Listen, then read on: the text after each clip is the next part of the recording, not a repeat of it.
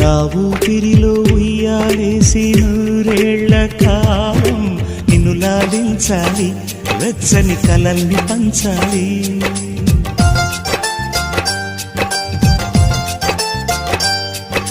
నీ స్నేహంలో స్నానం చేసి నా కన్ని దేహం తరించిపోవాలి, తీయని స్వరాలు పాడాలి.